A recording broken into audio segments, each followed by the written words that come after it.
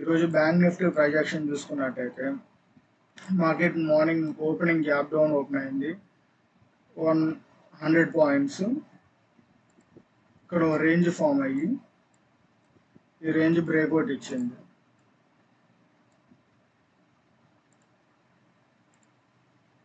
Range form అయ్యి ఇక్కడ breakout ఇచ్చింది, తర్వాత మళ్ళీ కన్సాలిడేట్ అయింది.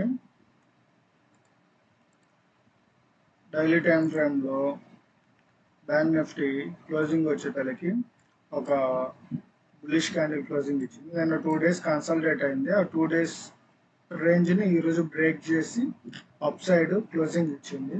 సో ఇప్పుడు మనం రేపటి అనాలిసిస్ చూసుకున్నట్టయితే 1 hour టైం ఫ్రేమ్లో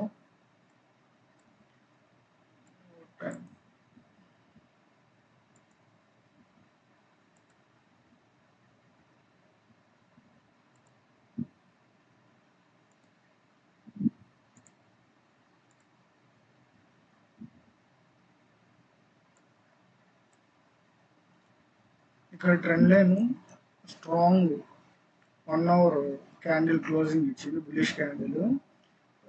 రేపు వచ్చేసరికి 15 minutes టైం ఫ్రేమ్లో ఇక్కడ రేంజ్ ఫామ్ అయింది. రేపు మార్నింగ్ మార్కెట్ కానీ గ్యాప్ అప్ ఓపెన్ అయితే, ఇక్కడ కానీ ఓపెన్ అయితే ఎటు రౌండ్ లెవెల్ నియర్ ఓపెన్ అయింది కాబట్టి ఖచ్చితంగా రివర్స్ అయ్యి ఇక్కడ కన్సల్టేట్ అయ్యి బ్రేక్అవుట్ ఇవ్వటం కానీ లేదంటే కింద బ్రేక్అవుట్ ఇవ్వటం కానీ జరిగింది. ఇది గ్యాప్ అప్ ఓపెన్ అయితే. ఒకవేళ సైడ్ వే ఓపెన్ అయినట్టయితే మాత్రం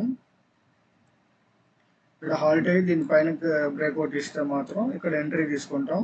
లేదంటే ఇక్కడ కొంచెం రేంజ్ ఫామ్ అయ్యి దీని లో బ్రేక్ అయితే మాత్రం ఇక్కడ మనం డౌన్ సైడ్ పొజిషన్ తీసుకుంటాం. మార్కెట్ గ్యాప్ డౌన్ కానీ ఓపెన్ అయినట్టయితే గ్యాప్ ఫిల్ చేసే ఛాన్సెస్ తక్కువ ఉంటుంది. ఇక్కడ 47,500 రౌండ్ లెవెల్ ఉంది కాబట్టి ఇక్కడ దాకా వచ్చి ఇక్కడ రీటెస్ట్ తీసుకొని రివర్స్ అయ్యే ఛాన్సెస్ ఉంటుంది. దీనిలో మనం ఎంట్రీ ఇస్తాం. ఇది బ్యాంక్ నిఫ్టీ. ఇప్పుడు మనం నిఫ్టీ గురించి చెప్పుకుంటాం.